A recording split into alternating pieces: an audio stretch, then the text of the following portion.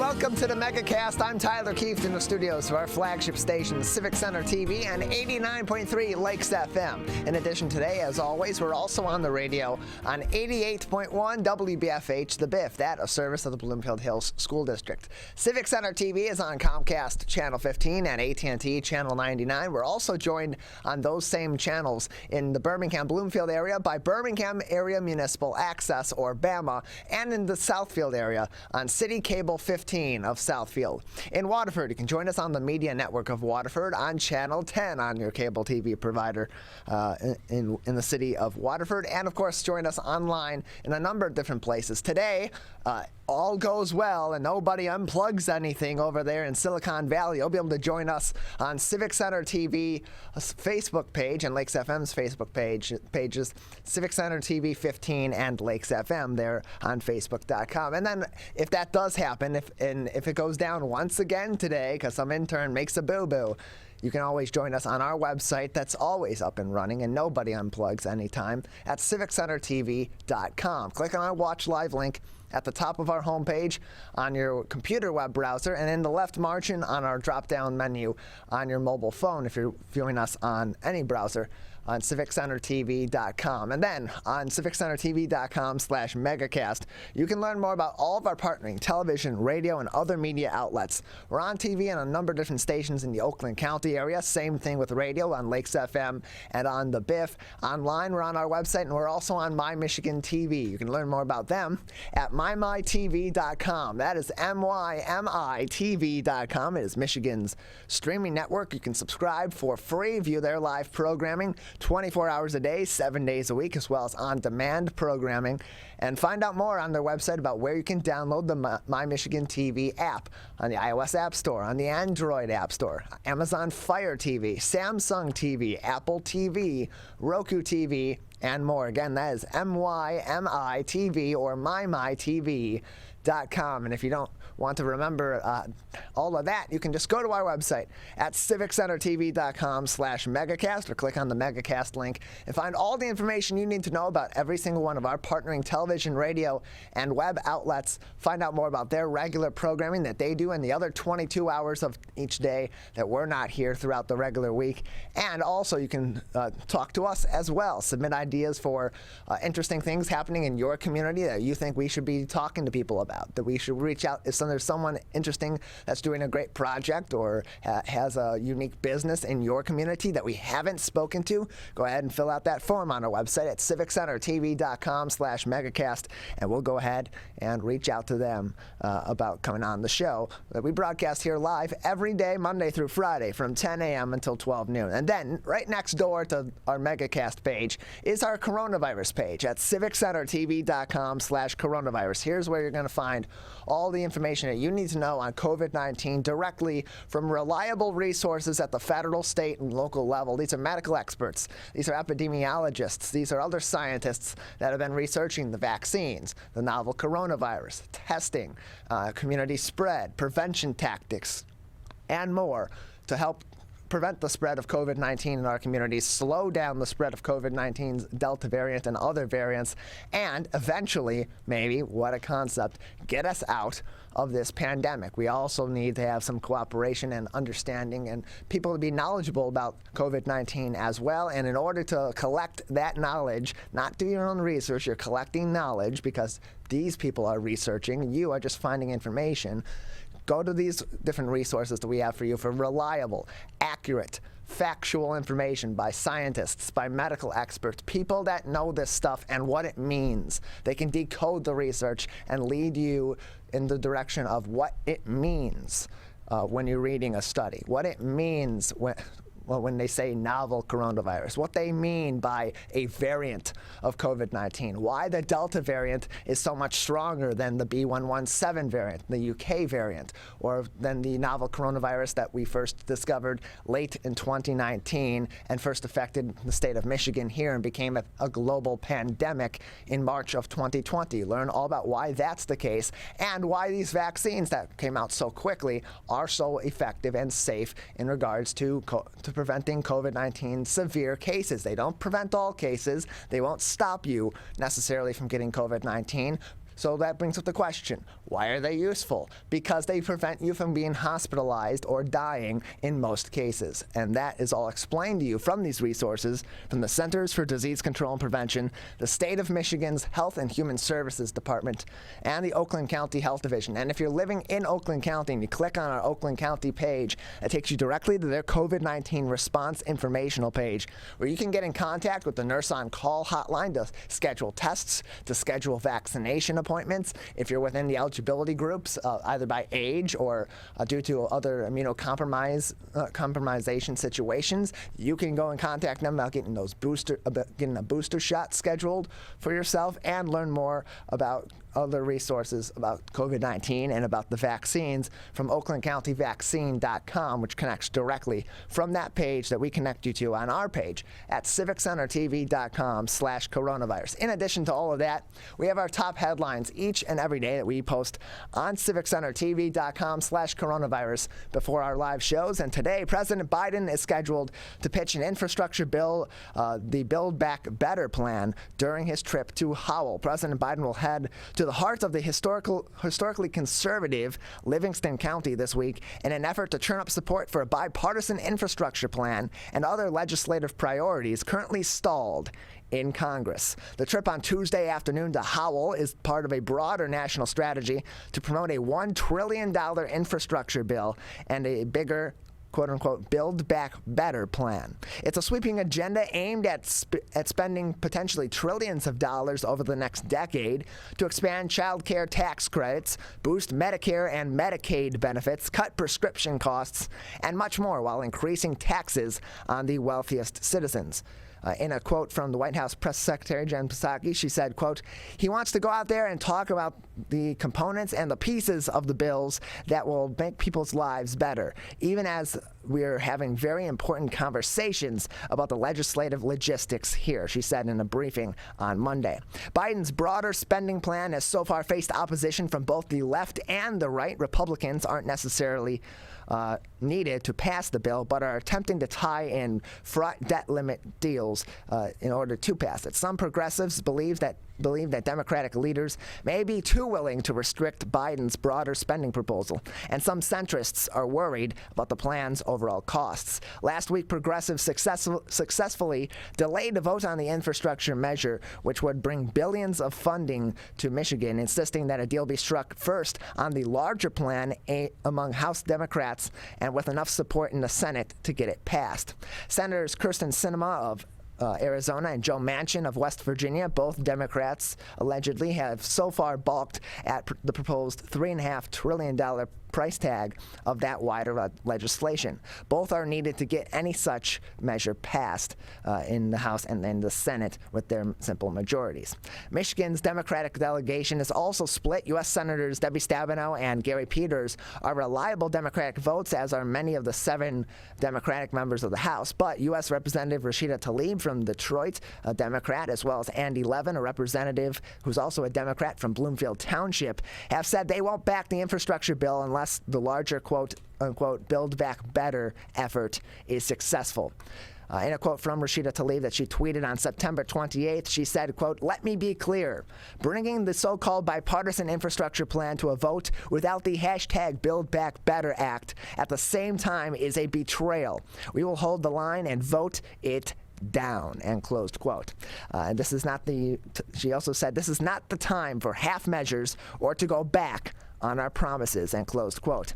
Biden is set to visit Howell, located in the district of U.S. Representative Alyssa Slotkin. The Holly Democrat represents a politically split region and at times has had an independent streak. In late August, she voted in support of considering the broader proposal, but did not commit her support. Quote, If it's transformative and important for my constituents, then I'll consider it. I'm not going to give my vote away without a bill to read first," Slotkin had said to the Detroit Free Press back in August.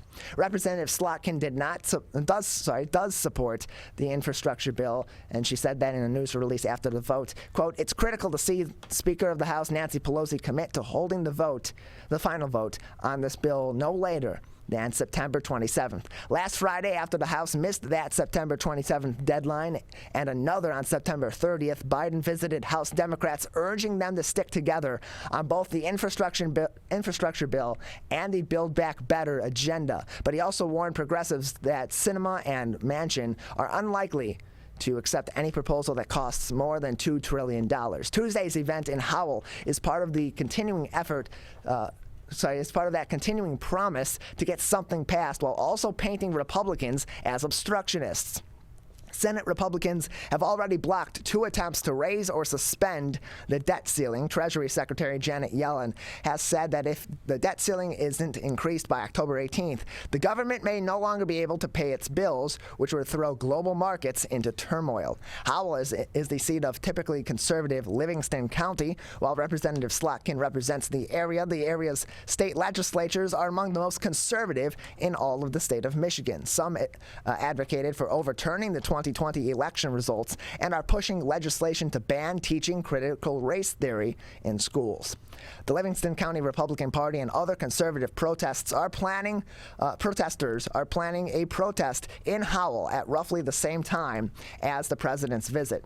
A recent national poll from the Pew Research Center found about half of those surveyed support versions of the infrastructure and the broader spending plan, but a majority also disapproved of Biden's job as president, as well as the performances of both Democratic and Republican congressional leaders. A September poll from the Detroit Regional Chamber also found declining support for President Biden in Michigan, 53% disapproving of the job the president is doing, with only 39% approving. Biden has made multiple trips to Michigan since becoming president, including visits to a Pfizer facility in Portage, a Ford plant in Dearborn, and a cherry farm in Traverse City. That entire article from our friends at the Detroit Free Press on our website at civiccentertv.com/coronavirus. Also making news as we hear more about different companies. Of course, Pfizer has already released its booster shot. Moderna has been working on theirs. And now Johnson & Johnson is seeking clearance for its COVID-19 booster doses as well. This is from the Associated Press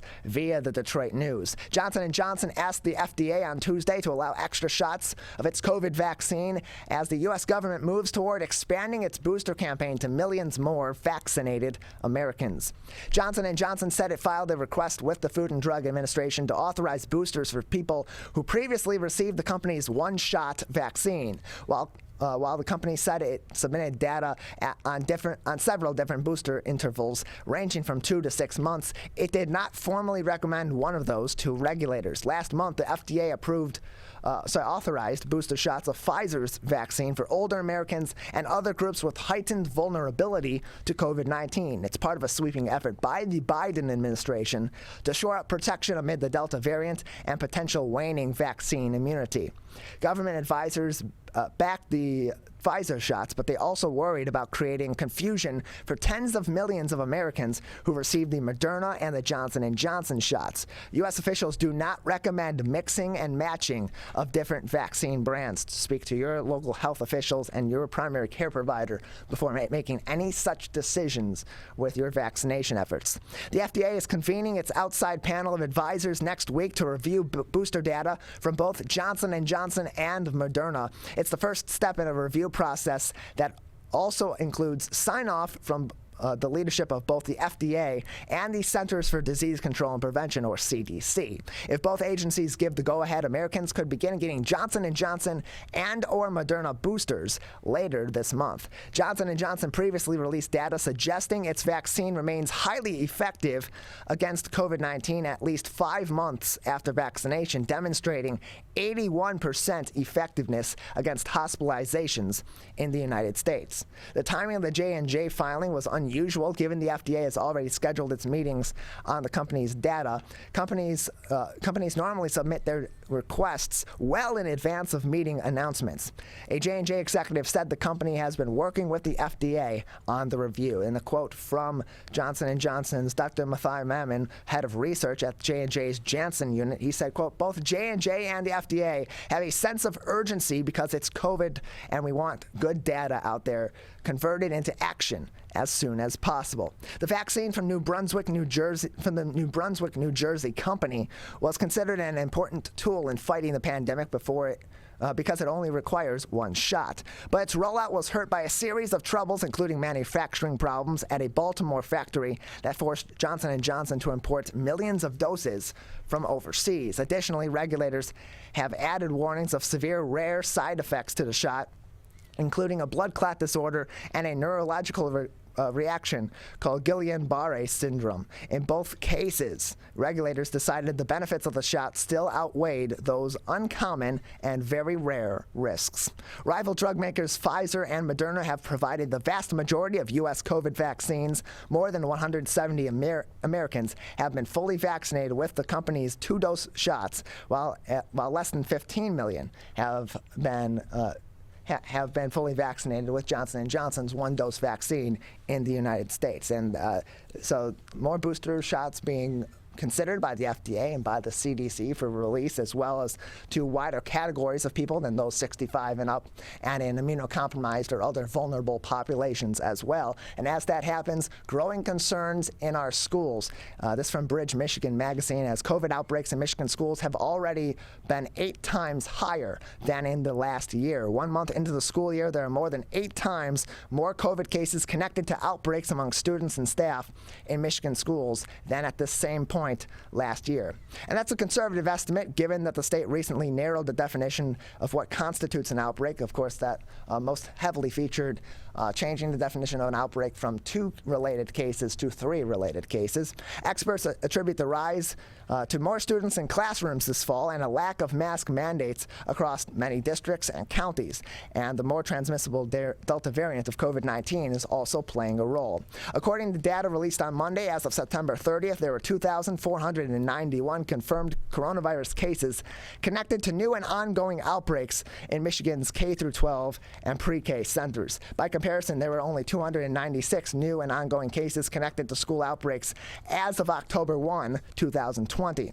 Certainly, those infections represent a tiny share of Michigan students. Those 2,491 kids who have tested positive represent 0.17% of all students, or about 1 in every 577 public school students. Still, the jump in outbreak cases mirrors a troubling rise in COVID cases and hospitalizations across Michigan residents under the age of 20. In a more remote 4-county area in the eastern part of the Upper Peninsula, the total number of COVID-19 cases jumped from 221 in August to 710 in September, driven in part by school outbreaks, said Carrie Ott, the spokesperson for the LMAS Health Department, which covers Lucey, Mackinac, Alger, and Schoolcraft counties. That's higher than a 2-month period last year when these counties had 685 total cases between September 25 and November 25 of 2020, making this September among the worst months of the entire pandemic for that area, said spokesperson Carrie Ott. At least 3 schools in the 4-county region have turned to virtual learning. Each had been quote-unquote mask optional, even as some other schools have required masks. With the more transmissible Delta variant that spread quickly this summer, quote, "We're not surprised," end close quote, at the increase, said Ott. Cases have jumped this year for several reasons, experts say. Virtually all of Michigan's K-12 schools are back in school with a full room of classmates this fall, compared to 36% and 57% of students who are learning in person at least part of the time in September of 2020. And of course, this full article from Bridge, Michigan magazine is on our website. And those who were in class last year those who were in class last year all were wearing masks. This year, about 60% of students are mandated to wear facial coverings. In the rest of the state school, where masks are encouraged but not optional, only a small minority are actually wearing the masks, according to school leaders interviewed by Bridge, Michigan. The Centers for Disease Control and Prevention recently published a study showing that school districts without mask mandates are 3.5% more likely to have COVID-19 outbreaks. While some parents and lawmakers have protested requirements, recent studies show that mask mandates decrease the spread of coronavirus in schools. A quote from Owen Goslin, a parent in the Sheboygan area schools: "I'm so frustrated." That's where his daughter attends East East Elementary, where it was announced on Monday that it will close for the rest of the week because too many teachers are out ill. Gosselin continued, quote, "It was so predictable," end closed quote. Continuing on, "People were acting like COVID was all over when it clearly is not. When all the science and recommendations are if we wear masks, we won't be in this situation nearly as bad," end closed quote. State officials noted that the worrisome uptick in school-related cases in the past week as part of a routine data report. In 1 week, 105 new outbreaks were reported in K-12 settings, dwarfing the 20 new outbreaks in long-term care settings such as nursing homes, the site of wildfire-like deadly COVID spread in 2020. This full article on our website at civiccentertv.com/coronavirus, where you can get all of those details on a significant increase in COVID-19 cases in our schools as we are well into the thick of things here in the 2021-2022 school year, with kids more or less back entirely in-person learning, and some with mask mandates, some without. Lastly, update from some big news yesterday in downtown Detroit and on the border with Canada. The Ambassador Bridge has reopened after a potential explosives situation was discovered Monday morning. The Ambassador Bridge reopened after a vehicle was discovered crossing the Ambassador Bridge Monday morning that potentially contained explosives. Around 2:30 p.m., Windsor police tweeted that the driver of the involved vehicle was being detained for investigation and was in custody of the Canadian Border Service Agency. At 4:42 p.m., Windsor police tweeted that traffic flow from the U.S. had reopened, but police were remaining on the scene. According to reports from the scene, Windsor's police explosives unit deployed a robot to investigate, and bridge employees were told to leave work early on Monday morning. The investigation is still ongoing. More details and updates as needed from us, and of course you can find more updates all together from many of our local journalists here in southeastern Michigan and across the state that we source from for these articles each and every morning that you can find on our website at civiccentertv.com/coronavirus. Got a great show ahead for you today. After the break, we'll be speaking with the co-owner and manager of Fowling Warehouse in Ypsi-Ann, Arbor, Scott Brown. At the bottom of the hour, John McNamara, the Vice President of Government Affairs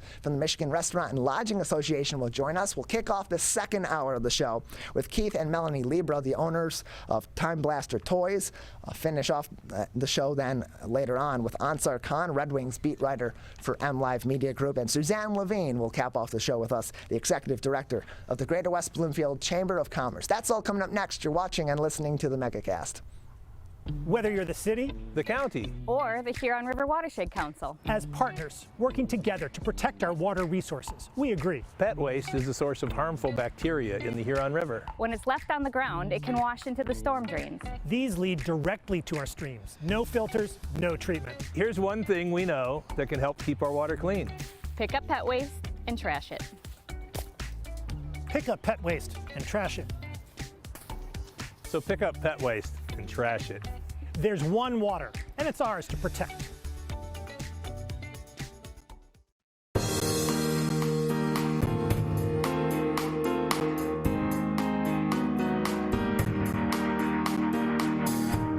Welcome back to the Megacast. I'm Tyler Keefe alongside Calvin Brown, our studio producer and board operator, here in our studios in West Bloomfield Township, where we broadcast live every day, Monday through Friday from 10 a.m. to 12 noon. Learn more about all the places that we broadcast the Megacast by joining our website at civiccentertv.com/megacast, where you can also find all of our interviews from today's show and every other show that we've done dating all the way back to March of 2020.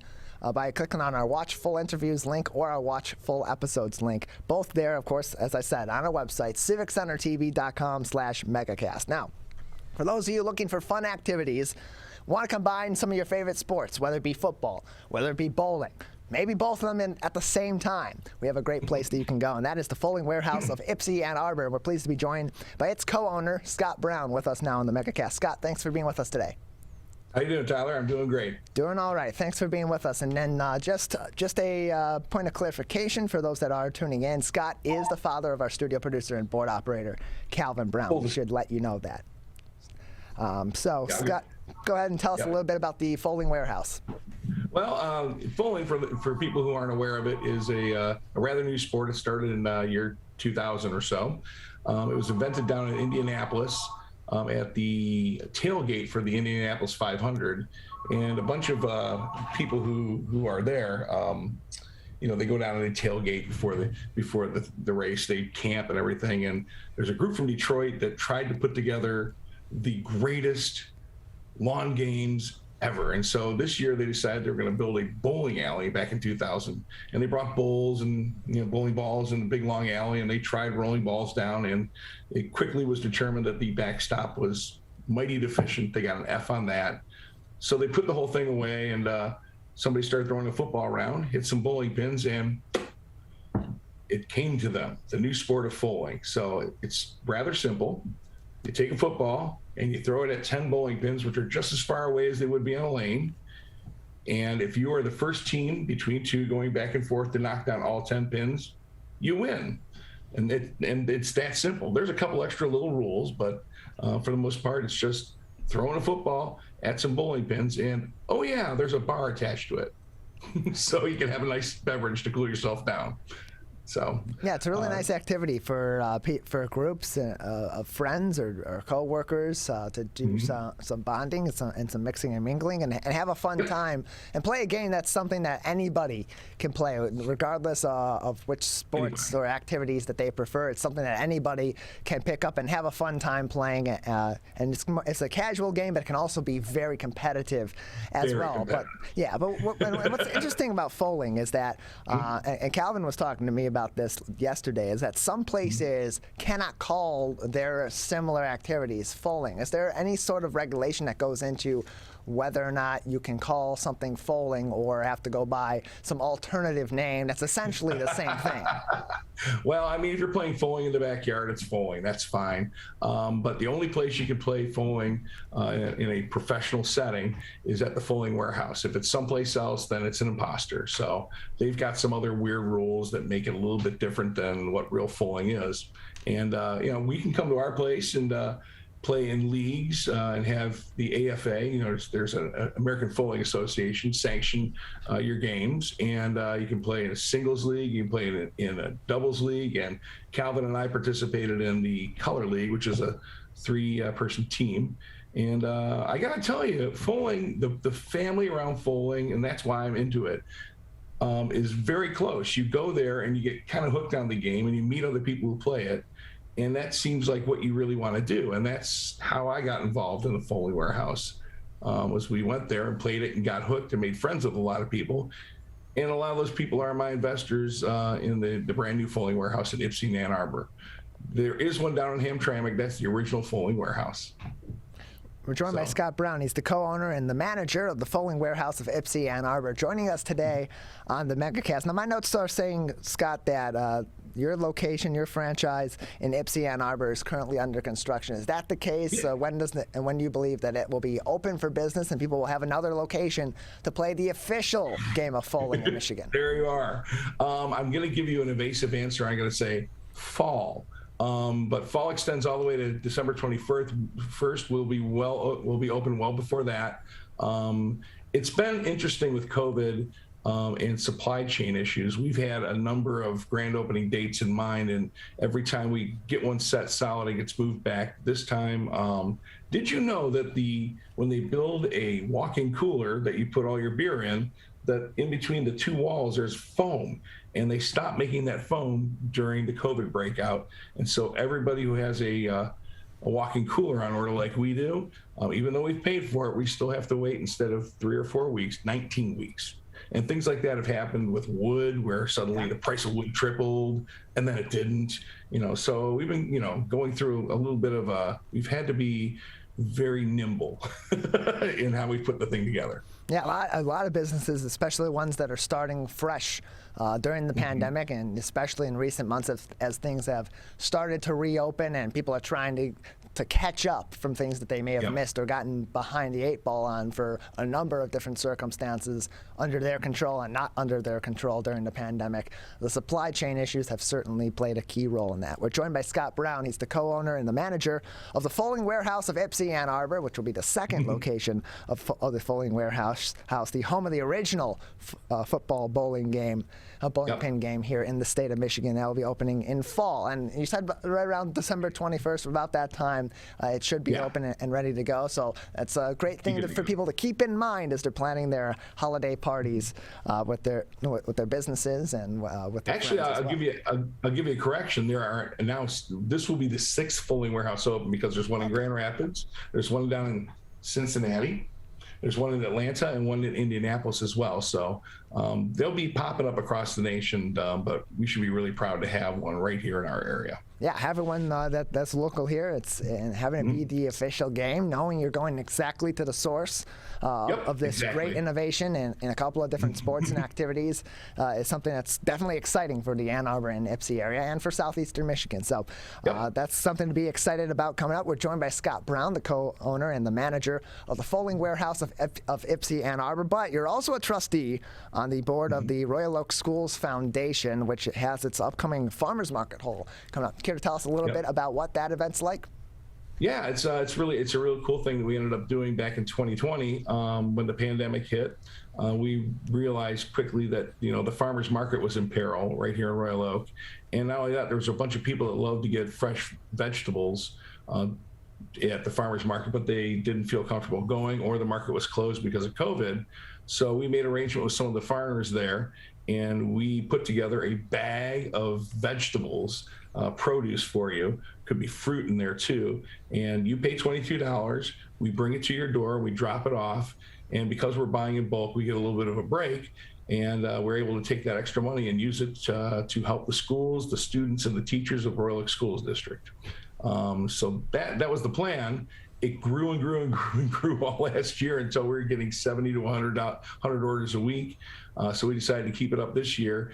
Hasn't been as strong since people can go back to the market now, but it's a really good fundraiser, where we were able to help the farmers, we were able to help the market, we were able to help the schools, and we were able to help people who wanted produce. It was one of those win-win things. Yeah, it kind of helps everybody across the board in the community. And in terms of what the school foundation is able to help support with these kinds of funds and from other fundraisers, what sort of programs or activities or items of necessity do those funds go to help support students and, of course, educators as well in the Royal Oak School District?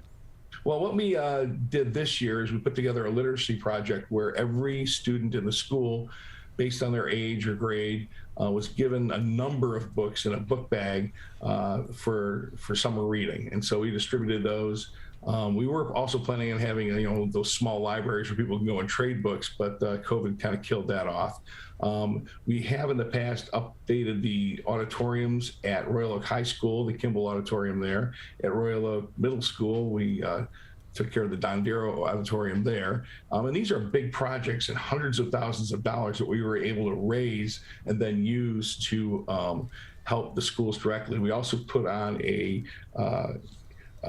orchestral and band instrument, we want to say test drive for fifth graders before they go up into middle school. And they can find out which instrument they like to play the most.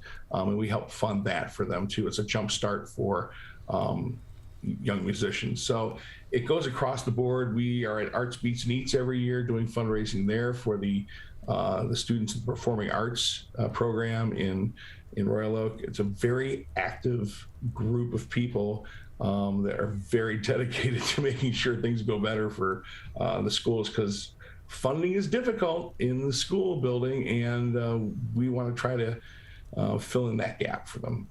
We're joined by Scott Brown. He's the co-owner and manager of the Fowling warehouse of Ypsi-Ann Arbor, as well as a trustee of the board of the Royal Oak Schools Foundation, with us today on the Megacast. And in terms of the farmers market hall, they're taking orders now through for delivery on Saturday, October 9th. What are some of the items that people can order, and how do they go about making those orders? Well, we had to make the bag of vegetables just, you get what we're going to give you, because we very rarely know exactly what's being harvested that week until about Thursday. We've gotten everything from, your normal carrots and cucumbers and zucchini to a thing called kohlrabi, which it's like a big radish with a bunch of things coming out of it, and kale, and some more unusual fruits and vegetables of that kind. So you get the bag, and each week it's a mystery. What am I going to get? So we also do eggs and syrup and salts, So there's a number of other items you can order. And this week we're doing apples for $8 extra. You can get a whole bag of apples. And they are fresh, right from Michigan, all from Michigan. We're joined by Scott Brown. He's the co-owner and manager of the Fowling warehouse of Ypsi-Ann Arbor, with us today on the Megacast. Find more information on their website at fowlingwarehouse.com. Their location will be at 3050 Washtenaw in Ypsilanti Township, and will open in the fall. Scott, just another couple of minutes with you here on the Megacast today before we'll say goodbye. Anything else that would be interesting for us to know about the Fowling warehouse, about the game of Fowling, about your new location coming up in Ypsi and Ann Arbor, or anything else that you're working on, and a number of different capacities that you work in our local area? Yeah. Well, it's a great location because it's directly in between Eastern Michigan University to the east, University of Michigan on the west. To the north, there's Washtenaw Community College. So we have a large base of students and education. There are 3 hospitals around. It's only a mile off of US 23 in Washtenaw, so it's super easy to get to for people from Milan all the way up to Whitmore Lake. So that's good. One of the most interesting rules in all of Fowling is a thing called the bonk. And if you're able to throw your football on the first throw before any pins are knocked down, and knock down the 5 pin, which is the one dead center, and knock it off the board without touching any other pins, that's called a bonk. You instantly win the game. But then you have the privilege of blowing the bonk horn, which is a ship's horn that, like a freighter, like a Great Lakes freighter. So you get to pull the lever, and it goes, whirr, and everybody's like, oh my God. We keep track of the bonks each month on a bonk board. So you get your name up in lights for a month if you're able to execute the bonk. Very few people get a strike, but a number of people get a bonk. And both take a whole lot of skill. Knocking one single Harder than pin you look. down. I'm telling you. Yeah, it's tough to pinpoint one single pin in bowling and in Fowling as well. So that a big accomplishment that people should be looking forward to making themselves here in the near future down at the Fowling warehouse of Ypsi and Ann Arbor. Scott, thanks for joining us. If you're looking for a job too, hiring at fowlingwarehousey2.com. We are hiring for bartenders, bar backers, front of house. So come on down. We're a great place to work. Absolutely. And you can find more information about their location again at fowlingwarehouse.com. Scott, thanks for being with us today. Thank you very much, Tyler. Glad to have you. Glad to have you on as well. Thank you. Appreciate it. Scott Brown, the co-owner and manager of the Fowling warehouse of Ypsi-Ann Arbor, with us on the Megacast. Appreciate having him come on the show today. And nice work by Calvin Brown recruiting him to be on today's edition of the Megacast. We're going to take a quick break. On the other side, we'll continue to talk about businesses here in the state of Michigan, but we'll focus in on our restaurants and our hotels with John McNamara, the Vice President of Government Affairs at the Michigan Restaurant and Lodging Association. He's coming up next here on the Megacast. You're watching and listening to us on a number of different television, radio, and other media outlets. Who is struggling right now? I am. My son is. Many are struggling with anxiety, depression, and substance use. Before it becomes a crisis, reach out to MyCal, the Michigan Crisis and Access Line, for free confidential support 24/7. Available in the Upper Peninsula and Oakland County. Just call or text 1-844-44-MyCal or chat online at michigan.gov/MyCal. A message from the Michigan Department of Health and Human Services. I couldn't breathe at all. There was lots of talk about putting me on a ventilator. I thought I was gonna die. I was 39 weeks pregnant and had a scheduled C-section. During that time, I got COVID and was hospitalized for a month. I had a blood clot in my lungs. It caused me to go into right-sided heart failure. I was really scared. I kept texting my husband and my mom, telling them how scared I was, and I was worried that he was gonna grow up without a mom. And then I was worried if, when I did get home, that he wouldn't know who I was. You know, being 27 and a mom and a wife, and having that all almost taken away from me. It's scary, and if a vaccine can prevent that from happening, why not? Get your vaccine. I don't want this to happen to anybody else.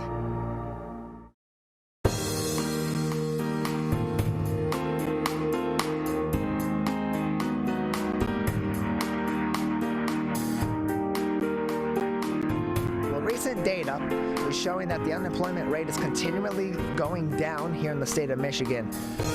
Does that affect, however, all of our industries, or is that just simply a change in data that's not quite as general? Well, we're going to talk about that as it pertains to the restaurant and the lodging business here in the state of Michigan. We're pleased to be joined once again by John McNamara. He is the Vice President of Government Affairs at the Michigan Restaurant and Lodging Association. John, thanks for being with us today.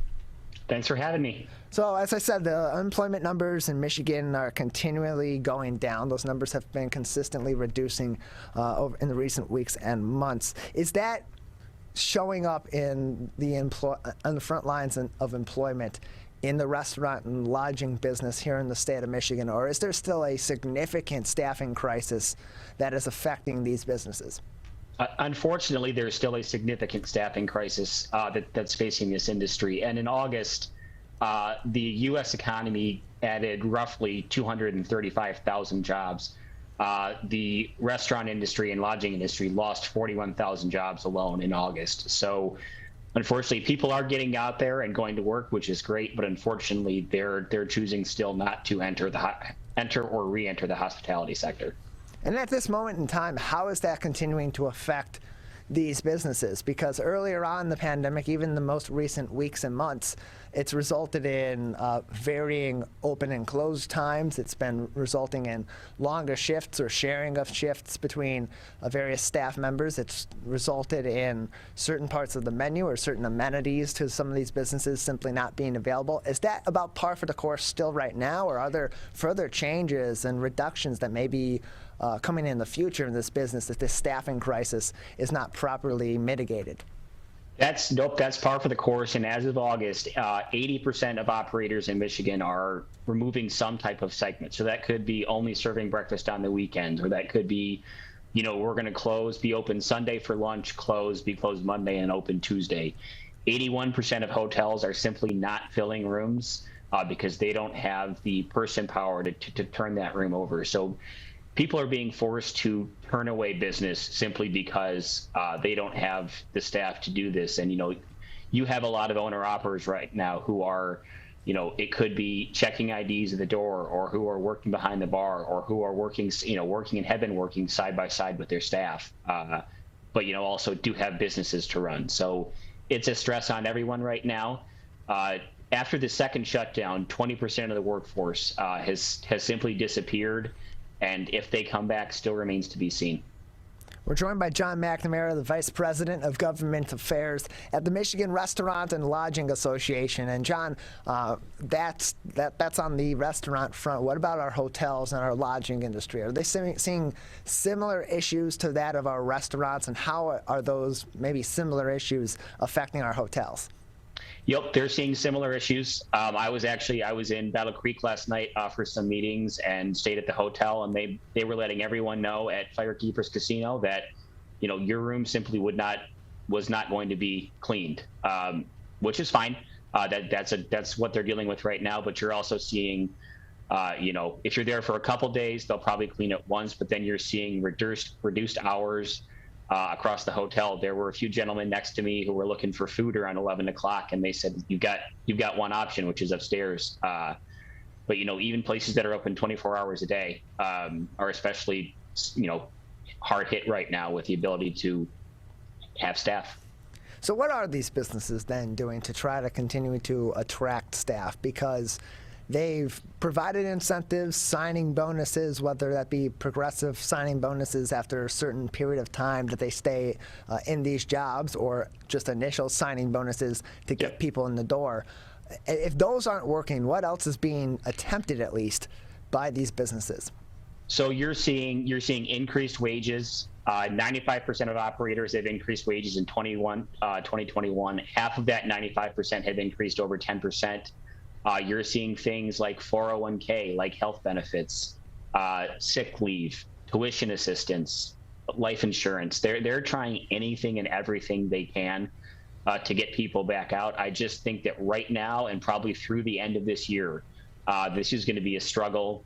And we're facing increased competition from multiple new industries that were not in Michigan 3-4 years ago. For example, the recreational marijuana industry is taking probably hundreds of people away from the hospitality industry. And also, with Amazon and more delivery services being more popular, you're seeing some people say, I loved it, I did it for a while, but also there are some, unfortunate headaches that come along with being a server or a bouncer or a bartender, largely due to patron behavior that some people just have said, I don't want to deal with it.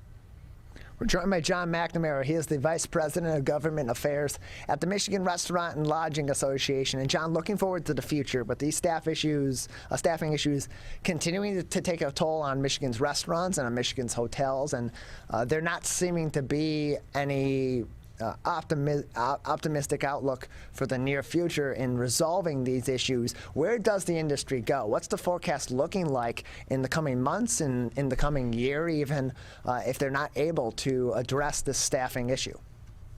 I think part of that depends on if there's any type of further financial assistance from either the federal or the state government. We've been advocating for that, and we'll continue to advocate for that. That goes on. But other than that, you're just going to start to see less restaurants and more consolidation. There's a chain here in Lansing who has closed, had 4, and they're down to 1. They just closed one of their restaurants last week, and it was very out of the blue. It was, we're closed effective immediately. If you'd like to go to our other location, we'd love to have you. But you're going to see smaller menus due to food costs, and you're going to see consolidating of locations, which is therefore less restaurants. We're joined by John McNamara. He is the Vice President of Government Affairs at the Michigan Restaurant and Lodging Association. And John, any statistics of just the number of restaurants so far since March of 2020 that have closed down in the state of Michigan? What percentage of the industry has simply just gone away as a result of the many different factors that caused severe effects from the COVID-19 pandemic? Absolutely. So we're, over 3,000 restaurants have closed, which is 1 in 5 in the state. Hotel revenue is down well over $1 billion. It might be inching closer to 2 at this point.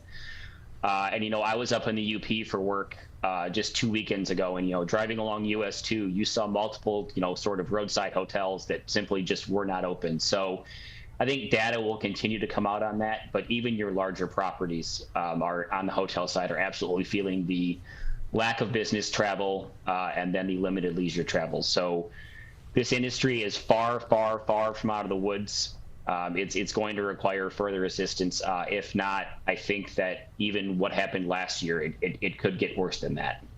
We're joined by John McNamara, Vice President of Government Affairs at the Michigan Restaurant and Lodging Association. We'll learn more about their work at mrla.org. And John, as you said, 1 in 5 restaurants in the state of Michigan so far closed during the COVID-19 pandemic. Nearly $1 billion in lost revenues for our hotel industries. And with the continuing problems and continuing variables that are in place for these businesses, what's the projection going forward? Is that 1 in 5 going to continue to grow? Is that $1 billion in revenue loss going to continue to grow for these businesses? I think we have to wait and see what happens with Delta and then what happens with this winter. So obviously right now we're having it's been a little rainy lately, but we've had some beautiful fall days, and hopefully we continue to have some beautiful fall days.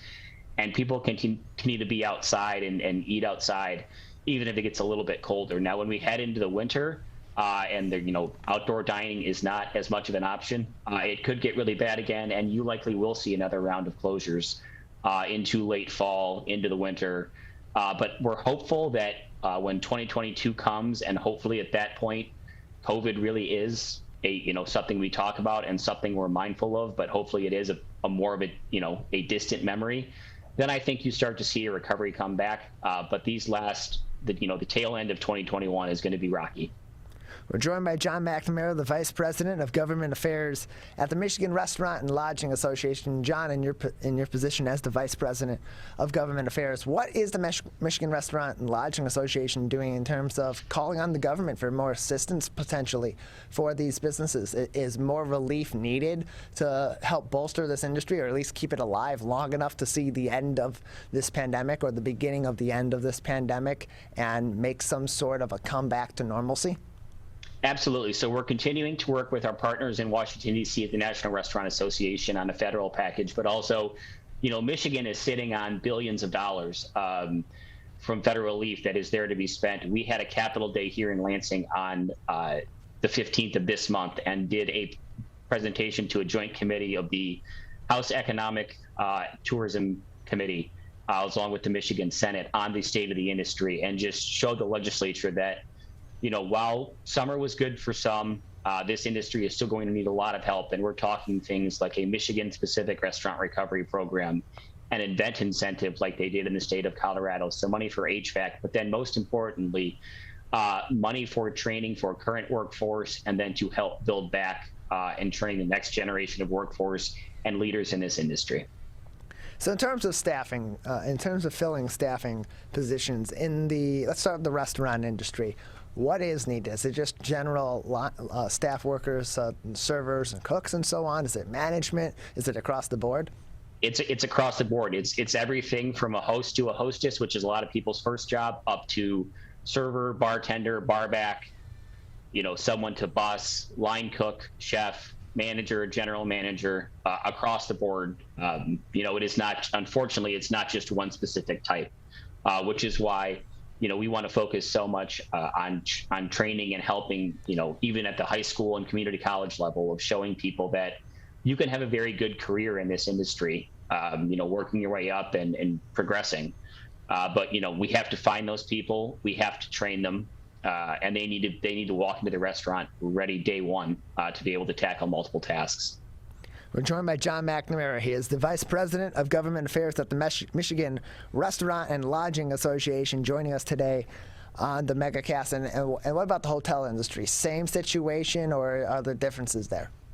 Nope, same situation. So you have general managers and even people above general managers who are checking people in, who are cleaning rooms, who are pouring wine at dinner. Housekeeping is probably the most impacted side on the hotel side, which is, that's a very large workforce already. But the compromise there has simply been people are going to have to be okay with, if you're there for 5 days, you're probably getting your room cleaned once, maybe twice. But housekeeping is probably the most impacted on the hotel side. We're joined by John McNamara, the Vice President of Government Affairs at the Michigan Restaurant and Lodging Association, with us today on the Megacast. And John, in terms of what the public can do to help these industries while they're continuing to deal with the staffing crisis and going forward as they hope to rebound in the future, with COVID-19 being, like you said, eventually something that we talk about but maybe aren't quite as needing to be quite as vigilant about on a regular basis. What can regular people out in our communities across Michigan do to support our businesses and to help keep some of these businesses alive? I think that's really simple. It's continue to go out. When you go out, just be patient with your server. It's probably their second or third double in a row. Product costs are sky high, so menu prices are going to look different. And it might just take a little longer, but they're doing everything they can to make this experience as wonderful as they can. And on the hotel side, understand the same thing, that it might take a little longer. Things are going to look a little different, but it's going to be simple. It's going to be patience. And also, if you're someone out there who's ready to go back to work, the hospitality industry would love to have you. We're joined by John McNamara, the Vice President of Government Affairs at the Michigan Restaurant and Lodging Association. John, just another couple minutes with you before we'll say goodbye today. Anything else that would be important for our audience to know right now about the status of of Michigan's restaurants, of Michigan's hotels, or any other important information that we should know about the MRLA's work right now to help support these businesses as they continue through this time of crisis? So I would say through the end of the year, our goal at the MRLA, especially in my world, in the government affairs world, is going to be immediate relief for this industry. It's relief that they need, and it's relief that, quite frankly, they deserve. A lot of people have called it a bailout, and I don't think that's a fair characterization. These were businesses that were shut down for 159 days. They were not asked to close, they were told to close. They dealt with capacity restrictions, they dealt with staff, they've dealt with skyrocketing food costs, and they've dealt with a patronage who for a short period of time was very understanding and worked with them, but in general has gone back to a pre-pandemic mindset. So our focus is going to be simply money. And it comes in the form of restaurant recovery fund. It comes in the form of event incentive that I mentioned. It comes in the form of staff training. So, you've heard me say it before, you'll hear me say it again. If you go out, please be patient, please be understanding, and understand that they're doing all that they can. And They can't help it that corned beef is up 160%. They can't help it that fryer oil is up over 200%. They can't help it that eggs are up almost 200%. You know, the common everyday items at every single breakfast diner continue to rise and likely will continue to rise. These are not super high-end products. These are common everyday staples. And you're probably going to see some increased costs. And they have not raised them as much as they should to continue to make their razor-thin margins. They've raised them to almost just lose less money. Well, there's developments in the restaurant industry and the hotel industry in the state of Michigan and new problems that arise. You can count on the Michigan Restaurant and Lodging Association to have something to say and some action to take to try to help these businesses. John, appreciate your time, appreciate your insight. Yep, thank you. We as Michiganders feel connected to this resource in a way that I think is really powerful. Conservation starts with a caring, committed community. For me, it's peaceful to have a relationship with the river. Every single one of us has a role to make sure that those waterways stay safe and healthy, being careful about what goes down the storm drain. Just even eliminating some of your single-use plastic makes a difference. There's one water, and it's ours to protect. People are getting out to walk and bike in higher numbers. More vulnerable road users and higher speed traffic can be a dangerous combination. Crash severity has increased, so if you're driving, be sure to slow down and look for people. There's no need to speed. If you're biking, ride with traffic. If you're walking, avoid stepping into the road if possible. If you have to walk in the street, walk facing traffic. Learn more at walkbikedrivesafe.org.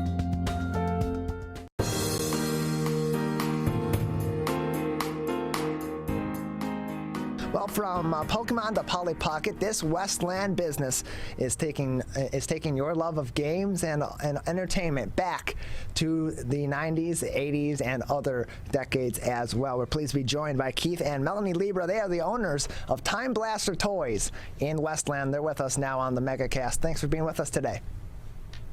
Absolutely. Thanks for having us. We appreciate it. Appreciate having you on. So tell us a little bit about Time Blaster Toys, because this is a unique toy and entertainment store in comparison to your average toy store or entertainment store anywhere in our local area.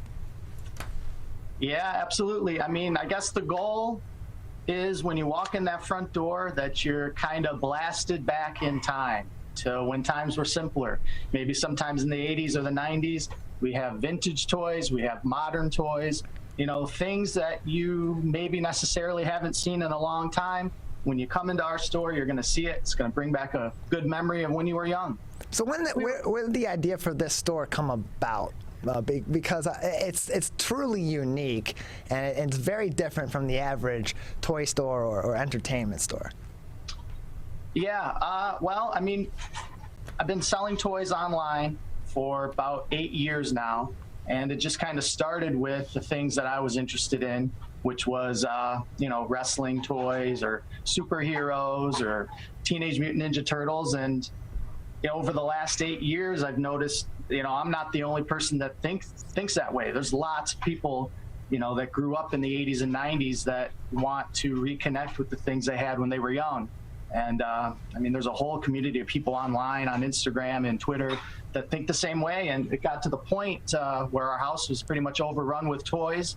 And my wife here decided, she gave me the old boot to the butt and said, why don't we open a store and see what we can do? And that's what we're doing.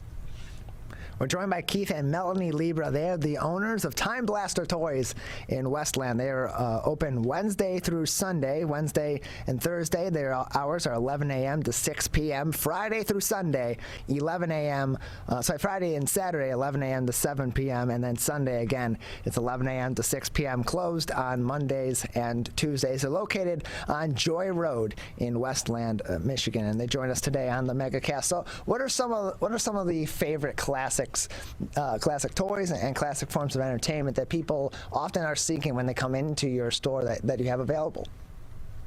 Yeah, when you first walk in the door here at Time Blaster Toys, the first thing you see is a giant Ninja Turtle van from the 80s, and kids are able to ride that for free.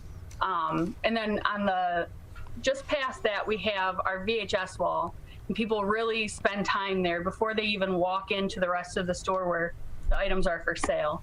Ninja Turtles, like I said, is a giant hit here at Time Blaster Toys. He-Man's another big one. Those are the biggest sellers. And then wrestling. Wrestling's huge. Modern day wrestling and old wrestling as well. We're joined by Keith and Melanie Libra. They are the owners of Time Blaster Toys, located on Joy Road over there in Westland, Michigan, joining us today on the Megacast. So you also have games as well, and I know I read an article that had mentioned that you have games like NBA Jam, and you actually encourage people when they're in the store to take a gander and go ahead and play some games there. Are people able to come in and play some of these games as well, beyond just, for example, NBA Jam, but some of the other games that are available at Time Blaster Toys? Absolutely. We invite people to do that. And even during the summer, we had quite a few local kids come in, buy a pop, sit down, beat the high score, get on the high scoreboard. So we're really trying to build a community here, not just come in, buy a toy, but come in, hang out, learn about us. Let's learn about you. And it's been wonderful. We're joined by Keith and Melanie Libra. They are the owners of Time Blaster Toys, joining us out of Westland on today's edition of the Megacast. You can find this entire interview on demand later on civiccentertv.com/Megacast. And one of the great things about this store is not only does it provide that look into some of the nostalgic past of many of our people in the millennial generation and in Generation X as well, it also is great for collectors who are looking for those special items that maybe they're not able to find anywhere else. I know on our staff we have one staff member who is a big Pokemon fan. Her favorite Pokemon is Combuskin because it rhymes with her last name. And so have you found that over the course of the pandemic that people have been more apt to engage with your store because of the collectible aspect of that, as people have been getting more into their hobbies? Absolutely, 1,000% yes. Honestly, the last 2 years, I think with the lockdown and people being stuck at home for such a long period of time, you know, you have time to think about when life was simpler or when you were younger, and you know, think about the things that made you happy. And I think a lot of people have turned to collecting kind of as an escape. And yeah, it's been crazy, the amount of people, new collectors of all things, trading cards, toys, collectibles, you name it. There's people out there. And online, for sure, you're going to find like-minded people that like what you like. And once you know even just a few people that have similar interests, it'll really jumpstart your want to collect. We're joined by Keith and Melanie Libra. They are the owners of Time Blaster Toys in Westland. You can find them at 38403 Joy Road in Westland. Their hours are Sunday, Wednesday, and Thursday, 11 a.m. to 6 p.m. Friday and Saturday, 11 a.m. until 7 p.m. They're joining us today on the Megacast, again, from Time Blaster Toys in Westland, where really every element of your store is kind of a blast from the past. I was even reading that your bathrooms even have a little bit of a 90s theme to them. Yes, blood, sweat, and tears went into that bathroom. We've got, for the Pokemon fans, our floor is Pokemon cards with epoxy over the top so you can walk right over them. A lot of holographic ones. We've had kids come in there and be ecstatic and happy. We've had kids go in there and be very sad and upset that those cards were underneath epoxy. But yeah, and we've got some slime drips. Everyone's welcome to sign the wall as they come through the store. We have a bunch of black walls leading to the bathroom and in the bathroom. And it's just kind of a fun, interactive thing to build on that community feel. So you opened earlier this summer.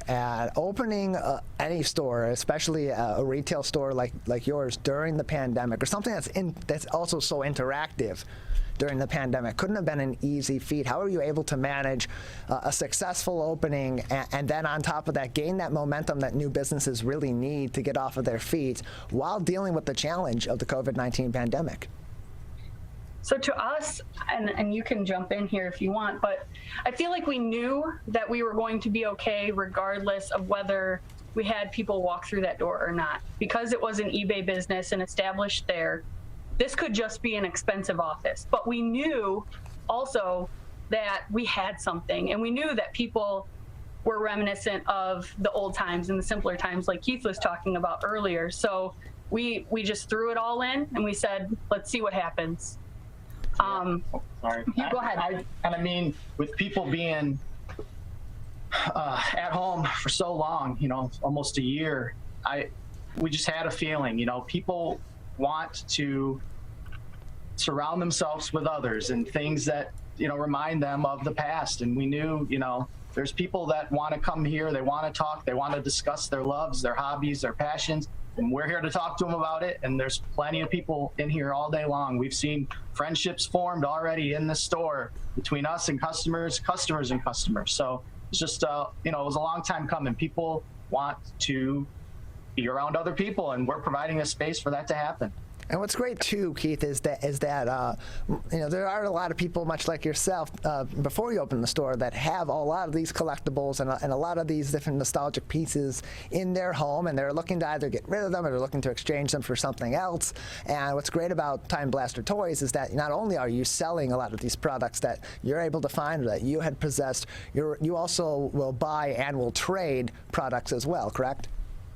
Yeah, correct. And that happens every single day. I've met so many people in the last few weeks coming in with all sorts of different things. And that's what we're here for. We'll buy, we'll sell, we'll trade. We've had collectors come in. Maybe they are no longer interested in, Batman, but now they're going to, start a Ninja Turtles collection, for example. And we'll provide the space to make that happen. We'll trade your stuff, or we'll give you cash so you can walk, anywhere, go online and buy what it is that you're currently collecting.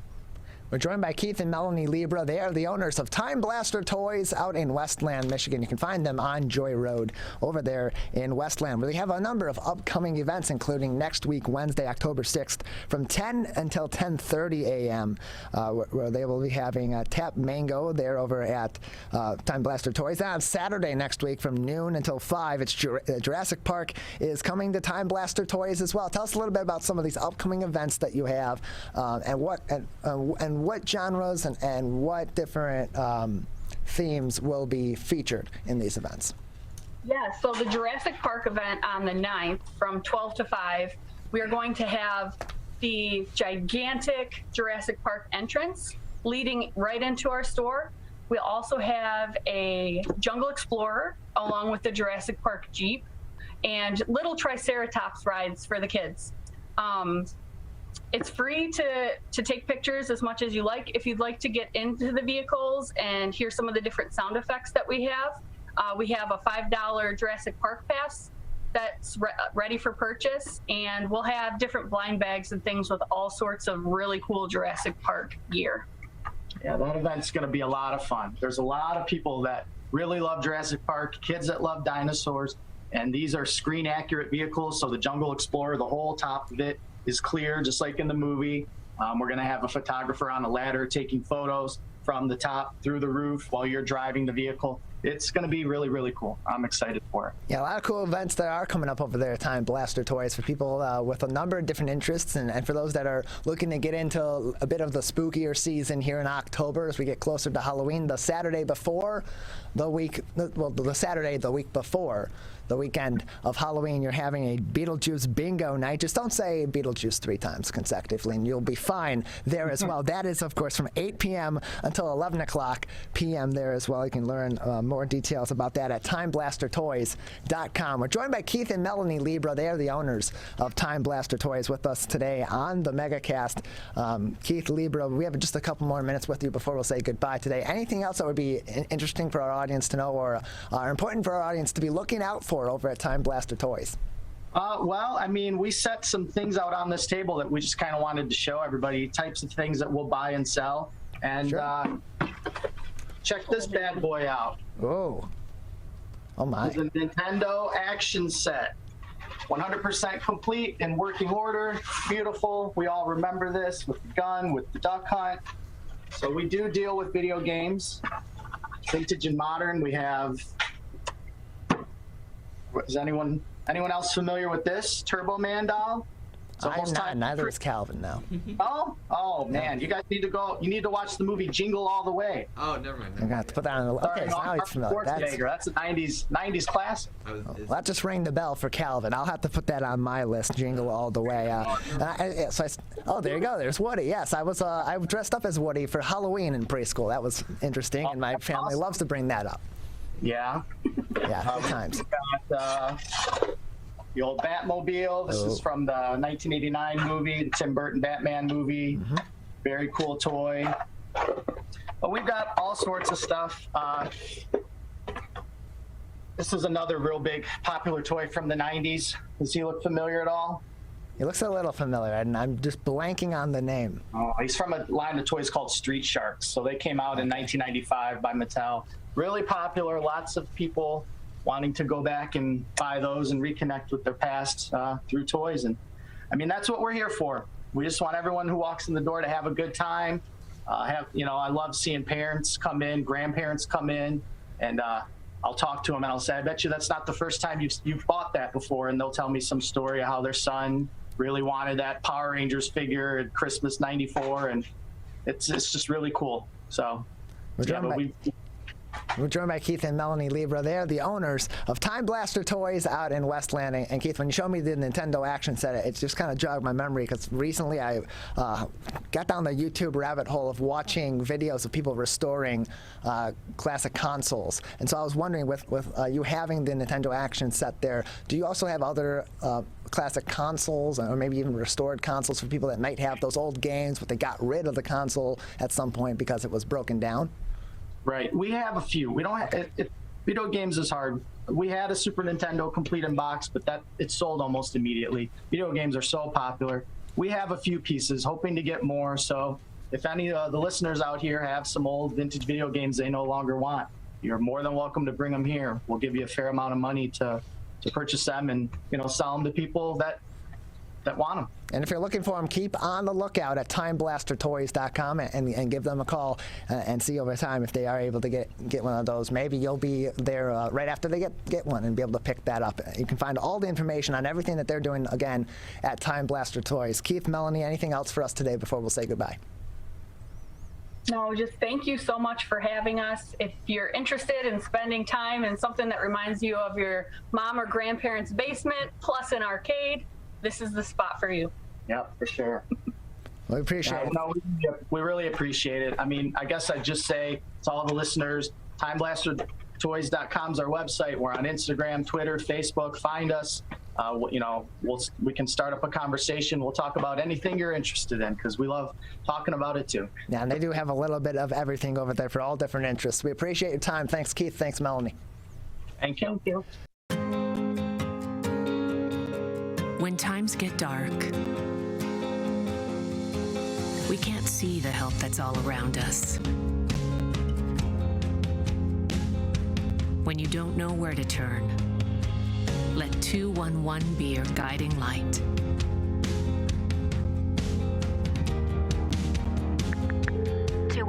How can I help you? Our guides are ready to connect you with the help you need.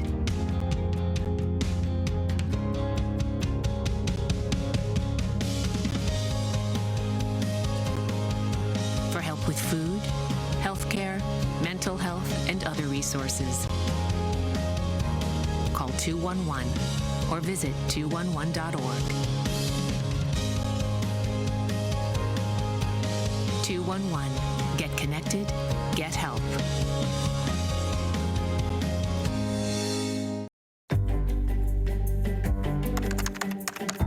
Parents do a lot of worrying.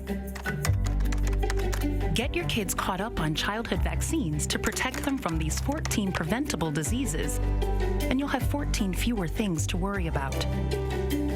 Vaccines are safe and effective and save lives.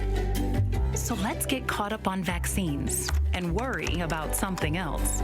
Get the facts at ivaccinate.org.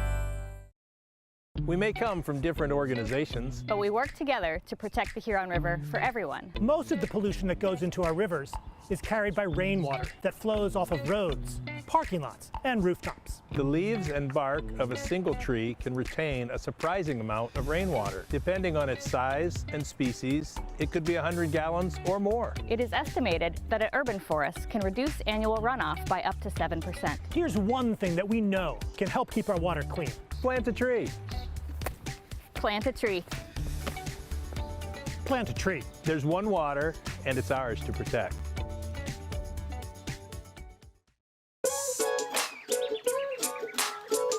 One of the things things you can look for in your friends is a change in behavior. These can be big changes, they can be small changes in mood, physical appearance. They may be sleeping less or sleeping more, drinking more, or their eating patterns may be different. One big change that can be pretty obvious is change in motivation. Do they no longer want to play basketball? Do they no longer want to play video games? Now that we're spending more time online and in virtual settings, it's really important to pay attention to the language that your friend is using and the words they're using to communicate. So when we text our friends, are they taking longer amounts of time to respond? Are they not responding at all? You don't have to be an expert to try to recognize these signs. The second that you feel it in your gut and that you're concerned, that's the second to have the conversation and open the door to what might be going on. Today, it is easier than ever to join Michigan's Organ Donor Registry and help build a bridge of hope for organ, tissue, and eye donation. Just one person can potentially save or help improve the lives of up to 75 people. By joining, your legacy could be the gift of life. Sign up today at michigan.gov/SOS or at any of the more than 145 Secretary of State self-service stations located across Michigan.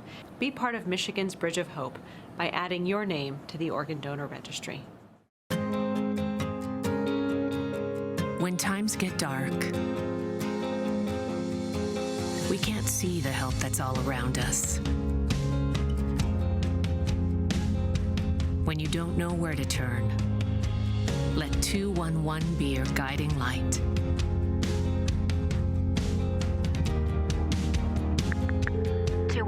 How can I help you?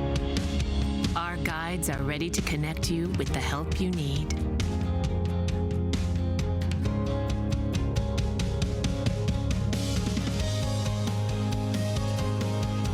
For help with food, healthcare, mental health, and other resources,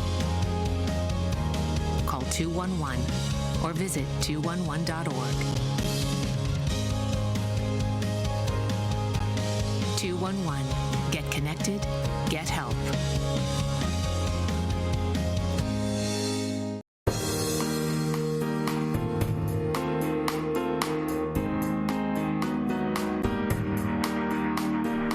Welcome back to the Megacast. I'm Tyler Keefe, alongside our studio producer and board operator Calvin Brown in our studios in West Bloomfield Township, where we continue to broadcast Monday through Friday, 10 a.m. until 12 noon on our live shows. You can find our shows on demand, our full episodes, and every interview on our website at civiccentertv.com/Megacast, where you can watch on demand on your time, anytime, both on your computer web browser and on your cell phone web browser. Again, civiccentertv.com. Just click on our Watch Full Episodes link for our entire 2-hour shows that are posted there, usually sometime mid to late afternoon during our regular business hours, Monday through Friday, 9 to 5, as well as our interviews also on our website, civiccentertv.com/Megacast. As we're heading into the thick of things here in the fall.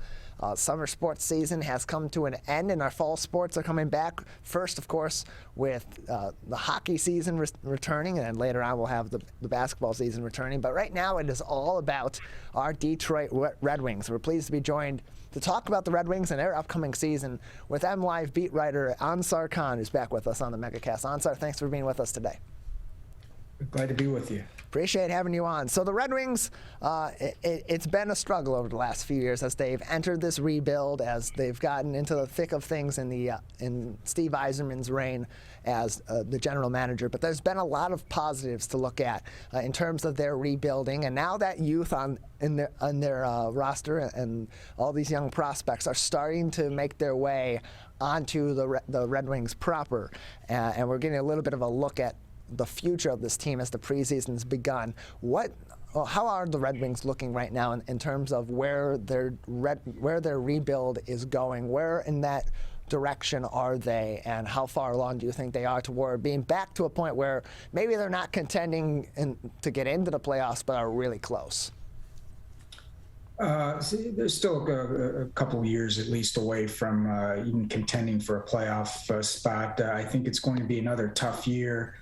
They've already run into some issues. One of their best players, probably their best offensive player, Jakub Vrana, out at least 4 months with shoulder surgery, obviously a huge blow.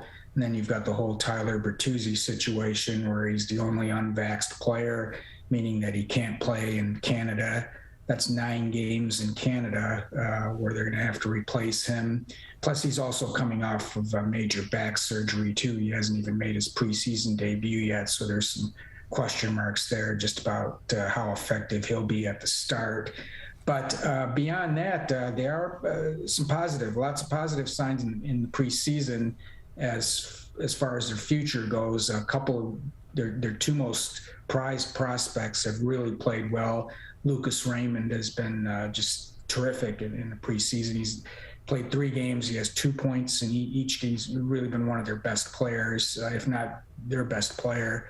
Is just displaying his offensive ability, his creativity. He's a terrific passer. He's got really great hockey sense. He's got a terrific shot. Now the question is, does he make the season opening roster? He's certainly done everything he can to state his case. The question is, do the Red Wings, in order for Raymond to make the season opening roster, they've got to absolutely put him on a top 2 line and give him good minutes, power play minutes right from the start. Do they want to do that right now as a 19-year-old, or do they feel, it's better that he, gets some more development time in Grand Rapids? We'll certainly know in about a week when they have to submit their season opening roster. And the other guy who is definitely on the team is defenseman Moritz Seider, their top pick from a couple of years ago, who really the hype has been building for a couple of years now for this big right shooting defenseman. And now we're finally going to get to see what he can do starting on October 14th when they open the regular season. And he's looked good as well in the preseason. Yeah, it's definitely a youth movement for the Red Wings, and the interesting decision that they have to make, that Ypsi-Ann and that Jeff Blashill and the entire team have to make as they head into the regular season, like you said, is whether they want to really dive all the way into that youth movement or give these really promising young prospects some more time in the lower leagues, particularly playing for the Grand Rapids Griffins, where they're about as close as they can get to the NHL without being in NHL gameplay, or if they want to go full on into the youth movement and have that be a significant part of their rebuild. We're joined by Ansar Khan. He's a Red Wings beat writer with MLive.com, joining us today on the Megacast. And one of the key members of that youth movement is 25-year-old Dylan Larkin, the captain of this team. And he's coming off a really serious injury late in the season, last season, where he was injured late in game action against the Dallas Stars. He's coming back in. It's tough to believe, though, that he's just only 25 years old. He's not quite hit his peak just yet. He's not quite entered the prime of his career. Is this the year, do you believe, that Dylan Larkin takes that next step and really becomes the player that we've expected him to be for the Detroit Red Wings in their future? Well, they certainly hope so. Last year, a very disappointing season for him. Only 9 goals and I think 23 points. He missed the final 8 games with that neck injury. But even before that, it just wasn't the kind of season that he or the team was looking for. They just need more production from their top line center there, and they certainly hope this is the year that he gets back to that form from a couple of years ago when he scored, I believe, 31 goals and had, I think, close to 70 points, but a very productive year for him that year, which seemed like his real breakout year. But since then, he's regressed a little bit. It was a pretty significant neck injury. He took a cross-check from Jamie Benn of Dallas late in the season, and he didn't need surgery, but he was hospitalized. He was in quite a bit of pain, and there was a lot of question marks. Is he going to be ready for the start of the season? Well, turns out he did make a good recovery in the off season, and he is ready. Made his preseason debut last Saturday. It looked good. Had a couple of goals and played his second game last night. And he'll play maybe one more preseason game to get ready for the year. He will. It's one of the keys for his success too is having a healthy Tyler Bertuzzi, because they really have clicked together in the past. Now the question is getting Bertuzzi ready. He's also, coming back, like I said, from the back surgery. If those two can be healthy and get back to where they were a couple of years ago, that certainly would be a huge boost for the team.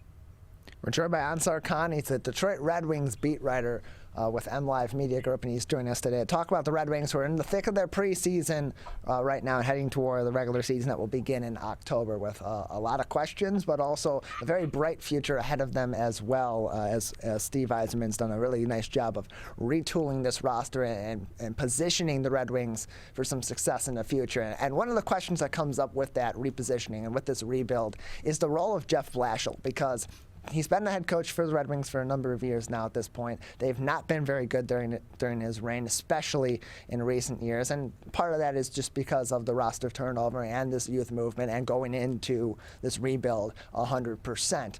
But he was re-signed to a 2-year extension after last season. What ultimately led to that decision for the Red Wings to extend his contract, especially knowing that the fan base is not exactly satisfied with Jeff Blashill? Is that really more centered around his past, having been so critical in developing a lot of players as the head coach of the Grand Rapids Griffins and being having a really nice year as the head coach of Western Michigan's hockey team as well?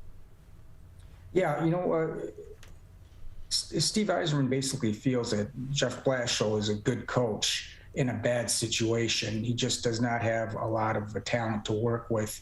So they believe in him, and his performance for the last several years wasn't going to be based on the team's record. It was going to be based on just how the development of the younger players, how that was progressing. And Yzerman clearly was satisfied with that last year to sign him to an extension, because it is very rare. Like you mentioned, this is his, I believe, 7th season, if I'm not mistaken. Yes. He made the playoffs his first year, and that was the end of the 25-year playoff streak, and now 5 straight seasons now missing the playoffs. It's very rare, especially in NHL, where coaches have a very short shelf life for somebody, especially who hasn't had that success, to stick around like he has. But it shows what Yzerman and the organization think of him. And once again this year, it'll be the same thing. They're certainly not expecting big things from the team, but they want to see some improvement in the standings. And more importantly, they want to see these young players, get closer to reaching their potential. They want to see, Philip Zadina. He's going to be a huge key. That's a guy that their number 6 pick from 2018. They really need to see him take a step. And other young players, they saw it from Philip Moronic the last couple of years. They want to see him continue to progress. Like we mentioned, Moritz Seider in his rookie year. Raymond, if he makes the team at the start, he will at some point this season, but if he makes the team at the start, they want to see him have a good year, and just basically all the young players going down the list. If they take a significant step this year, that's how Jeff Blashill is going to be ultimately evaluated by the front office. Yeah, and 2 more seasons gives a little bit of that leeway for him to make those strides and get the Red Wings in a position where they're inching toward the playoffs, maybe getting into the playoffs and being one of those teams that gets there and has a decent performance and goes out in one of the early rounds, but is at least moving in that direction. 2 years gives you that kind of litmus test for, okay, now you've got all this young talent. They're about ready for the NHL. Are you able to get them to take that next step? Are you able to finally get things to click with Dylan Larkin and start to see this team position itself to be a perennial contender in the Eastern Conference for years to come? And those 2 years kind of give them that opportunity to show up or shut up in this case. Yeah, but I want to caution you too. there's nothing that would prevent them from moving on from Blashill after 1 year, or even during the course of the year if things go south in a hurry and they don't like what they're seeing. Ypsi-Ann has fired one coach in Tampa Bay mid-season. His first coach that he hired for the Lightning, Guy Boucher, who had success early on, but then after a couple of years, the team started to go in the wrong direction, and he was fired mid-season, replaced by John Cooper, their AHL coach, and you can see the success that Cooper, who incidentally is a good friend of Jeff Blashill, that he has had since then at Tampa Bay. We're joined by Ansar Khan. He's the Red Wings beat writer for MLive Media Group, with us today on the Megacast, talking about the Detroit Red Wings as they're in the middle of their preseason action. They had a game last night against the Chicago Blackhawks, and they begin their regular season later on this month. And one of the interesting developments over the off-season was the acquisition of Alex Nedeljkovic in a trade. They were able to bring in that 25-year-old goaltender. They also have a 35-year-old goaltender, returning Thomas Greiss, and that situation is interesting because on the one hand you have a veteran goaltender in both situations that have had veteran goaltenders in both situations. One, of course, significantly younger, is a guy that you can kind of invest in as a future piece and as the goaltender potentially of the future for the Detroit Red Wings if he plays well enough. And the other is a well-experienced veteran that may be better suited for the immediate situation. Where do you see that goaltending situation going? Is this Nedeljkovic's job to lose, or is this another situation where you're going to let the young guy develop a little bit, give him some game action, but Greiss will be the primary goaltender?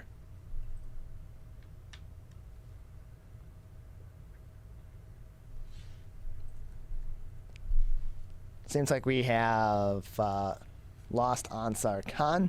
He's frozen up here just a minute, so we'll pause.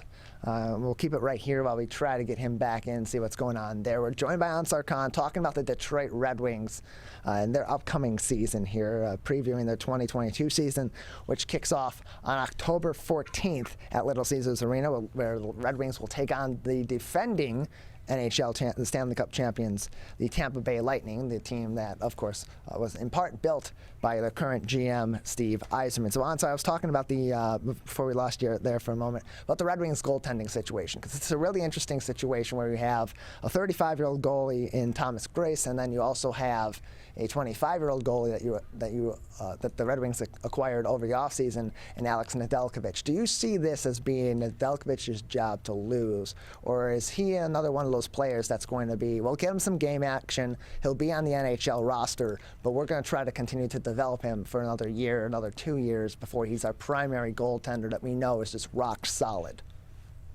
Yeah, no, it's pretty much Greiss's job to lose, although Blashill indicated it's going to be more of a 50-50 split towards the start of the season. And then if one goalie separates himself as the clear number one, he'll be that guy. But if it's fairly even, Greiss, based on his experience and the way he finished for the Red Wings last season, I think has earned that right to be the number one. If in fact there is a number one, like I said, it's entirely possible that they just rotate all season and do a 50-50 split. But really, it's going to depend on how they play. But as of now, Greiss, if you had to do a depth chart, he would be number one. We're joined by Ansar Khan, beat writer for the Detroit Red Wings with MLive Media Group. You can find his articles online at mlive.com. And Ansar, you recently had the opportunity to attend and cover the Michigan Sports Hall of Fame induction ceremony, which this year honored athletes like NFL Hall of Famer Calvin Johnson, Portland Trailblazers head coach and former Finals MVP for the Pistons, Chauncey Billups, and one of your former colleagues, Tom Killer Kowalski, was also inducted into the Michigan Sports Hall of Fame. Talk a little bit about that event, what the experiences were like, seeing some of those legends of Detroit sports get their due recognition, and especially your former colleague in Killer Kowalski. Yeah, certainly. A well-deserved honor for Tom. I knew him well from way back, going back to the mid-'80s. when I started at the Oakland Press, and he was already there. He'd been there for several years covering the Lions, and then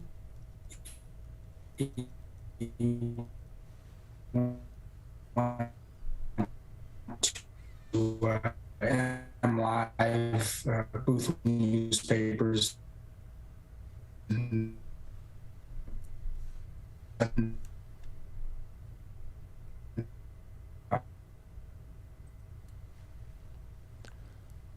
So having a little bit of breakup again from you there, Ansar. We'll take a quick pause with him one more time just to give him the opportunity to talk about his old colleague Tom Killer Kowalski and his induction into the Michigan Sports Hall of Fame before we'll say goodbye today, if we have that opportunity. We're joined by Ansar Khan. You can read his articles about the Detroit Red Wings on MLive's website at mlive.com. He writes about the Detroit Red Wings, its youth movement for this team coming into the 2021-2022 season. Some shows of promise so far in the preseason, particularly from some of their young guys like Lucas Raymond, been very impressive. Really nice game last night against the Chicago Blackhawks. I had a chance to see a little bit of those highlights, and he's got a promising career ahead of him. And there are a lot of questions with this Red Wings team, like Ansar said. Do they dive full on in to this youth movement? Where does the leash on Jeff Blashill and his development of these young guys? All those questions that he'll continue to be asking and continue to be analyzing and answering in his articles at mlive.com. And Ansar, again, we were talking about your attendance and coverage of the Michigan Sports Hall of Fame induction ceremony, and you're speaking a little bit about the honor that was given posthumously to Tom Killer Kowalski. We had a little bit of breakup, so if you could just tell us a little bit about experiencing that and getting to see Tom's career be honored by the Michigan Sports Hall of Fame. Yeah, no, it was a really well-deserved honor. I started at the Oakland Press in the mid-'80s. Tom had already been there for several years covering the Lions. He started covering the Lions at a really young age, which is fairly unusual to have that significant of a beat at that age. And he really quickly established himself as just one of the authorities on the team, just with his talent and his work ethic. Covered the Lions for 30 years, and really amazing job. Especially, just the lack of success that they had during that time. I mean, he covered a lot of bad teams, a lot of losing, but he had the passion for the job. It didn't wear him down. He used to say, in many ways, covering a losing team was more interesting than covering a championship caliber team, because you really had to search for stories more so than if you're covering a good team. And he was certainly, like I said, he was the source, the primary go-to guy for a lot of people on Lions coverage. We're joined by Ansar Khan, Red Wings beat writer for MLive.com, with us today on the Megacast. Ansar, anything else that we should be keeping an eye out for with this Red Wings team in the 2021-2022 season before we say goodbye today? No, I think the main thing with this team is just seeing, like we talked about, just the development of the young players, how Sider is going to fare in his rookie season. Whether Raymond starts the season with the team, or if he doesn't, he certainly will get a look at some point how he does. Filip Zadina, that's a guy that they really need to take the next step here. Alex Nedeljkovic, goalie, who's 25 but only heading into his second season. Can he repeat the success that he had last year in Carolina? And that's really going to be what defines this team this season, is how those young players fare. Dylan Larkin, who's a little bit older than that in a different category, but still fairly young. Can he rebound? Tyler Bertuzzi, coming back from back surgery, another guy in the kind of the same age group as Larkin. Really, that's going to be the primary focus of this team is just, can these young guys take the next step?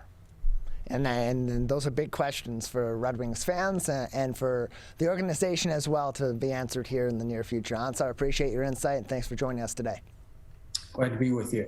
You can read Ansar's articles about the Detroit Red Wings on mlive.com/Red Wings or by navigating over to their sports page where he is the beat writer for Red Wings hockey, whose season begins, a regular season, begins on October 14th at Little Caesars Arena, where the Detroit Red Wings will take on the defending Stanley Cup champion Tampa Bay Lightning in downtown Detroit. We're going to take a quick break. On the other side, we'll cap off today's edition of the Megacast with Suzanne Levine, the executive director of the Greater West Bloomfield Chamber of Commerce, and talk about their upcoming leadership breakfast at Wabi Country Club. That'll feature Roop Raj from Fox 2 Detroit, as well as Casey Crane, the president and the CEO of Crane Communications. That's coming up next. You're watching and listening to the Megacast.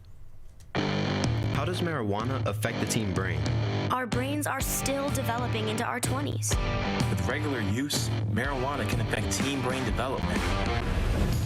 It can affect our brain's circuitry and blood flow and impair thinking, learning, and memory function, which could hold us back from reaching our potential.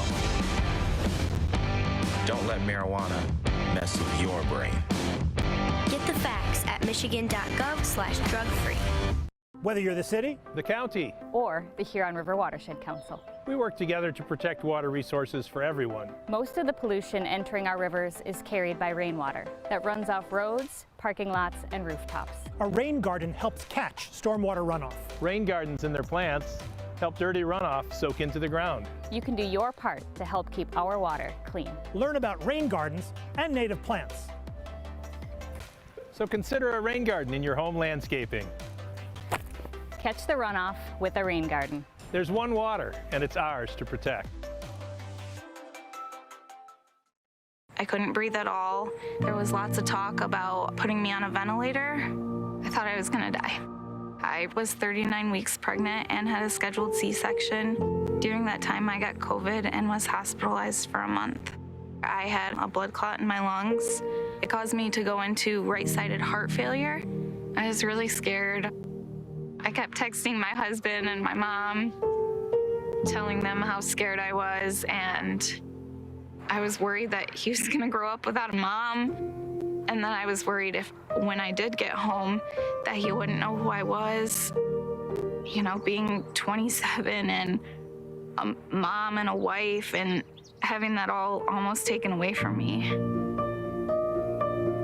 It's scary, and if a vaccine can prevent that from happening, why not?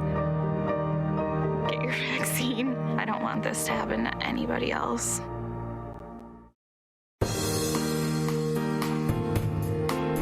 Welcome back to the Megacast. I'm Tyler Keefe, alongside our studio producer and board operator Calvin Brown in our studios here at Green Media Center in West Bloomfield Township. We're not just broadcasting on Civic Center TV and on Lakes FM. We're on a number of different community television stations and radio stations, as well as online all throughout the state of Michigan. And you can find all of our outlets and more information about their programming in the other 22 hours of the day, Monday through Friday, as well as on the weekends, by going to our website at civiccentertv.com and clicking on Megacast, where you can also find all of our full interviews and episodes on demand, so you can watch the Megacast when it works best for you. If you can't join us for the full 2-hour show, or there are only certain topics that we're discussing on any given day or any given week that are of interest to you, you can pick and choose and find all of what we do there at civiccentertv.com/Megacast. Well, as we continue in the thick of the second year of the COVID-19 pandemic, the business community continues to have to navigate this in different ways, month by month, week by week, and quarter by quarter, certainly. And there are many organizations that are helping them navigate those situations, organizations like the Greater West Bloomfield Chamber of Commerce. We're pleased to cap off today's edition of the show with about 15 minutes left with Suzanne Levine, their executive director. Suzanne, thanks for being with us today. Thank you for having me. Appreciate having you on. One great thing about the Greater West Bloomfield Chamber of Commerce is it puts on regular events and pop-up events too that help business owners collaborate with one another on a number of different topics. And one of the yearly events, one of the annual events that helps them collaborate is the Leadership Luncheon, or Leadership Breakfast as it is this year. And that's upcoming now for businesses to attend on October 13th at Wabi Country Club at 8:30. Tell us a little bit about what people can expect to to experience and to learn at the Leadership Breakfast in 2021?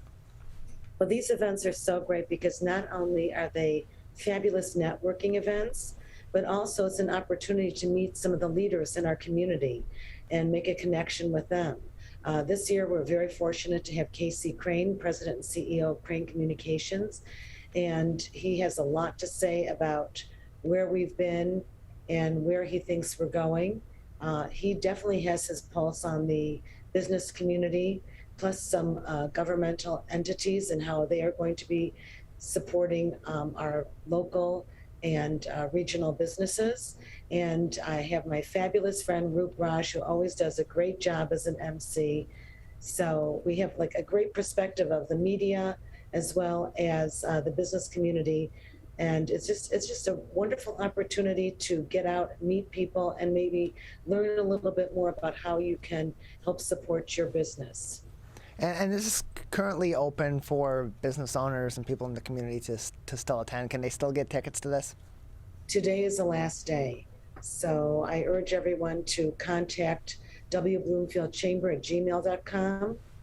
Call me at 248-626-3636, or they can go to our website, westbloomfieldchamber.com, and register that way. But it's truly an amazing event. In the past, we've had some really fabulous speakers. The guy from Shinola, Bedrock, Olympia Entertainment. We've had some movers and shakers in our city. So this is just a really great opportunity. And for me, it's been very fortunate because whenever we've had these great speakers, something phenomenal has happened at their organization, and they've made some great announcements. So perhaps Casey will have something that we'll be the first to know. Yeah, or at least some really good insight for a lot of these businesses going forward whose communication is going to continue to be critical during this pandemic and after this pandemic in a new world, and especially in the business world that we're living in right now. We're joined by Suzanne Levine. She's the Executive Director of the Greater West Bloomfield Chamber of Commerce. Learn more about their leadership breakfast coming up next week, Wednesday, October 13th at 8:30 a.m. and get your tickets on today, the last day to do so, on their website at westbloomfieldchamber.com or by emailing wbloomfieldchamber@gmail.com or calling 248-626-3636. Other events that are being held by the Chamber of Commerce that are coming back are your Business Innovation Generator, or big events. Those were key events that were going on monthly through the Chamber before the pandemic, really insightful on new topics every single month that would help local businesses throw a new wrinkle into their game plan, or different strategies that they can employ or change in their business to put their best foot forward in the community and in the greater area as well, trying to attract customers and maintain clients. And you have another one coming up actually tomorrow morning from 8:30 a.m. to 9:30 a.m. It's going to be a virtual one. So are these switching to virtual now and coming back, or is there going to be at some point in-person Business Innovation Generator events? We're hoping to transition back into some sort of form of hybrid, where we host them usually at the library in their conference room. I know that they're doing some renovation there. And Civic Center TV has always been so fabulous in, covering these events. We're always so grateful to you and your dedicated staff you covered our health fair a couple weeks ago, which was a huge success. I know the businesses that participated were excited to be in person to offer what they know about how to stay in business. And also we had a lot of traffic in there with people wanting to learn more about how they can stay healthy, both body, mind, and soul, as well as, financially. So that was a big event. I'm hoping to, as I say, transition from our Business Innovation Generator, our Women's Inspiration Network, our Connect with an Expert, and even our Senior Resource Group, which we collaborate with Parks and Rec. And they've been doing many of the Talk Time series now outside with the seniors. And I think they're going back to the Connect building on Orchard Lake. So there is this movement towards, doing some in-person. I'm hoping to also hold our annual fundraiser for a local charity. We usually pick a small local charity, and it's Prime 29 has done a great job of, hosting it for us. So we're hoping to do that late November, early December. And maybe one more big event that I'm working on in November, and then, transitioning in January, hoping that we can definitely be, more in person. We're joined by Suzanne Levine. She's the Executive Director of the Greater West Bloomfield Chamber of Commerce. You can learn more about their virtual, in-person, and hybrid events and other programs that they run to help your business here in the Greater West Bloomfield area and others that want to join in another local Chamber of Commerce by going to their website at westbloomfieldchamber.com. And so you're Business Innovation Generator virtual meeting. It's going to be tomorrow morning, 8:30 a.m. to 9:30 a.m. That's Wednesday, October 6th. And the featured speaker is going to be musician Ara Tapuzian, who's also a pretty prolific local business leader as well. What will Ara be speaking about at this Business Innovation Generator meeting? He's going to talk a lot about, how he's transitioned his career. He was with the Troy Chamber of Commerce, and I know he was with Michigan Entrepreneurs. And so now he's doing this fabulous music. But, there's sort of a tie-in. I think what the pandemic has taught us, both good and bad, is that people didn't realize that some of them hated their jobs. And we're not talking even about, restaurant workers or that sort. There are people at high level that realized that they were in it for the money or maybe for the wrong reasons, and it wasn't feeding their soul. So he's going to talk a little bit about, kind of trying to find your passion and also being able to support yourself. And I think that was one of the great lessons of the pandemic, is that, people want to do something that they enjoy. We realize how precious our time is, and with our family. And also we spend so much time at work, we really need to figure out a way to love what we're doing and get the most out of it, because how can you help someone or be good at your job if you hate it? We're joined by Suzanne Levine, the Executive Director of the Greater West Bloomfield Chamber of Commerce, with us today on the Megacast. And Suzanne, you recently hosted a Make Your Website Work For You 6 Keys conference on September 29th. I actually got one coming up on October 21st from 2 to 2:45 p.m. What can people expect to learn at this seminar? Will this be a virtual one as well? Yes. We're very fortunate because our president, Vito Kukru, also owns a company called Consult Vito, which is a big social media and marketing firm, and he's helped the chamber in so many ways, and he teaches these free Google classes. They are just amazing. How to get the most out of your email, how to connect with people on social media, on Facebook, how to write a tantalizing, headline.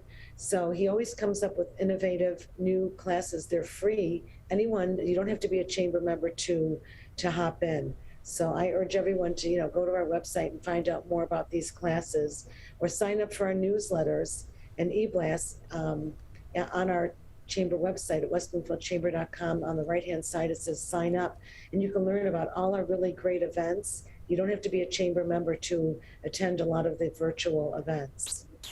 We're joined by Suzanne Levine. She's the Executive Director of the Greater West Bloomfield Chamber of Commerce, with us today on the Megacast. And Suzanne, right now, as businesses are continuing to navigate through this pandemic, we're kind of in a spot now where things have kind of plateaued with the Delta variant. It's still a big problem, but it's not as much of a growing issue as it had been a few weeks back and certainly a month or so ago. But we also don't know where we're going with this right now, when or if cases are going to start reducing pretty soon. There's been some studies that have suggested that we're nearing the end of the pandemic. There have been other information that's been out there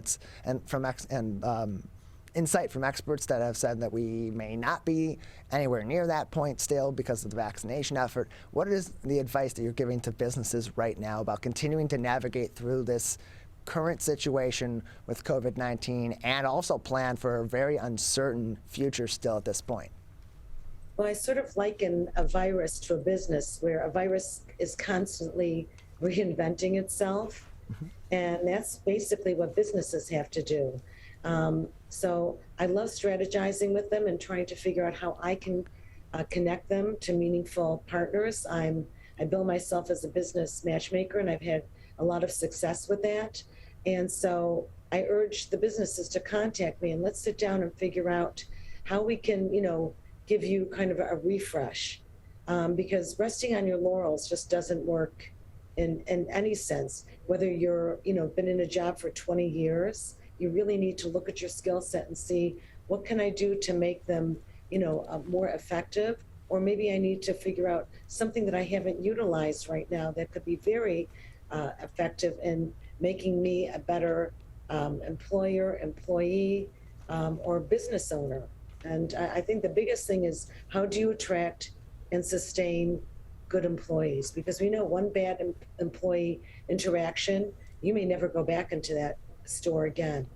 Yeah, and on top of that, we've learned more than ever in the last few weeks, in the last several months, especially businesses have learned the importance of retaining staff and retaining really good staff that want to be coming in and doing great work for your company long term, as they've tried to reacclimate their staffing situation to normal times and had a lot of struggle in doing so. Suzanne, we appreciate your time and for telling us more about the upcoming Leadership Breakfast, as well as other programs and seminars that will be coming up through the Chamber of Commerce. Thank you.